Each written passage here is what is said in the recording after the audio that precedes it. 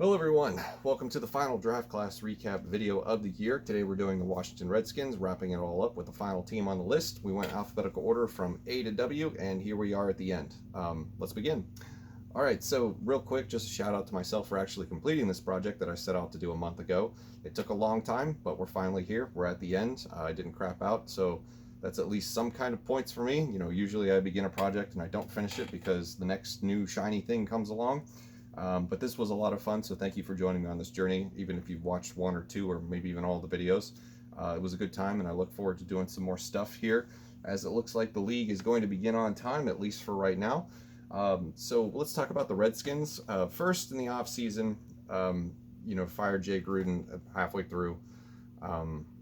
It is what it is. It just didn't work out, and I'm not going to sit here and criticize a lot of things that happened to this team, but I think a lot of people will be in agreement with this, at least from what I've seen out of the DC area, that Dan Snyder's not a really popular owner, and I've never been a fan of him personally either, not since I've known him. So it's just one of those things where you kind of have to hope the right pieces fall in place for this team to be competitive. And right now, it looks like they've got some solid building blocks on this roster. And I think Ron Rivera and Jack Del Rio, the new head coach and supposedly defensive coordinator, I assume that's going to be his role, I think are really two strong candidates to be able to turn this whole thing around, establish a new atmosphere, establish a new culture, whatever it is you want to call it, whatever platitude it is, and really make this team competitive in a division that can be taken just about any year. So let's begin with Redskins fans being absolutely elated that you got the best player in the draft. And I think for a long time, going all the way back to August, before the season even started in college football, Jace Young was considered the top player coming out of this draft because the gap between him and the next best edge rusher, the next best player at his position, was so enormous that we weren't talking about the next one coming off the board until the middle of the first round, maybe even later.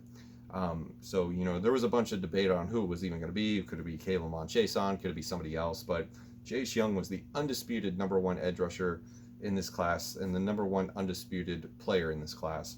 And to get him with the second overall pick, because as the NFL goes, quarterbacks are deemed more important, more necessary. Get them while you can.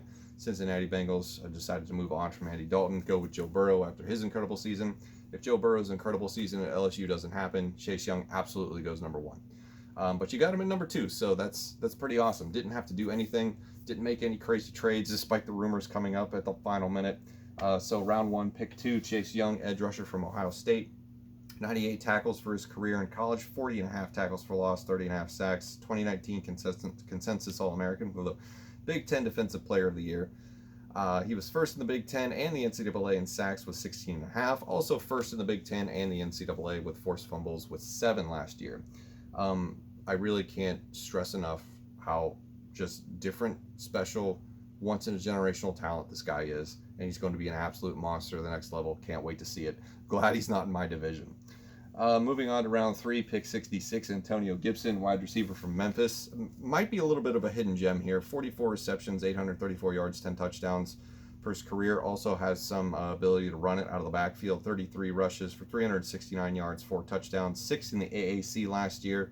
In receiving touchdowns with 8. So not the sort of amount of production that you want to see out of a player going in the third round, top 75, but still at the same time, there's a lot of untapped potential in this, and I think getting younger and more dynamic at the wide receiver position is absolutely what they need to do to help Dwayne Haskins continue to further to develop and sort of bridge the gap and avoid a sophomore slump and build off of his rookie year. So the more the merrier in terms of weapons for Haskins. Moving on to round 4, pick 108, C.D. Charles, offensive tackle from LSU. You got rid of Trent Williams. That story has come and gone. Maybe he can be your replacement. Round 4, pick 142, Antonio Gandy Golden, Liberty. Absolutely a pretty good productive player. 150 receptions, 2,433 yards, 20 touchdowns. First among FBS independents last year in receptions with 79 and receiving yards with 1,396. He can definitely be a productive player at the next level. I think with this, this receiving core with Terry McLaurin absolutely just breaking out last year for a rookie, this could be an exciting group. Moving on to the 5th round, pick 156, Keith Ismail, center from San Diego State, getting better and bulkier on the offensive line. Round 5, pick 162, Kaliki Hudson, linebacker from Michigan, pretty productive career, 225 tackles, 23 tackles for loss, 10 sacks, 4th in the Big Ten last year, and sacks was 7.5. And then we go down to the 7th round, pick 216, Cameron Curl, safety from Arkansas, 175 tackles, 2 interceptions, 15 passes defended for his career.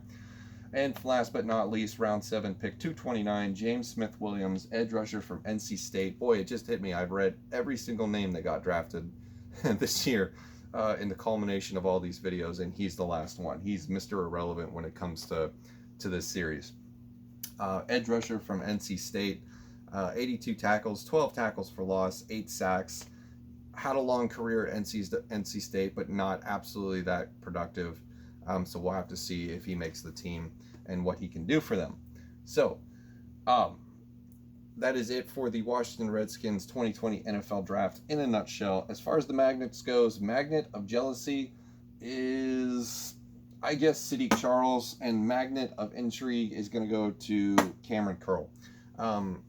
Charles more or less just because he looks like an offensive tackle that probably could have gone a few picks ahead of the spot that he did go in. And as a Vikings fan, I'm always just begging for offensive line help. And then Cameron Curl for the fact that you get a safety that is pretty talented this late in the draft, who's battle-tested, having been in the SEC as long as he has. I think that's really what you need to do in terms of getting players for your special teams and providing pretty good depth at a position of importance, because this is a pass-happy league as it is. So that wraps up this series, and where we go from here, I don't know. But I do plan to do team previews. We're going to do predictions. Might even do some college football stuff. And we're absolutely going to do player profiles as we move towards the next NFL draft, because I kind of think the NFL draft will be like my bread and butter. At least it's the thing that I want to do the most. So let me know what you think of this draft. And thank you very much for watching. I'll see you in the next video, whatever it happens to be, because the NFL draft class recaps are over. We're done.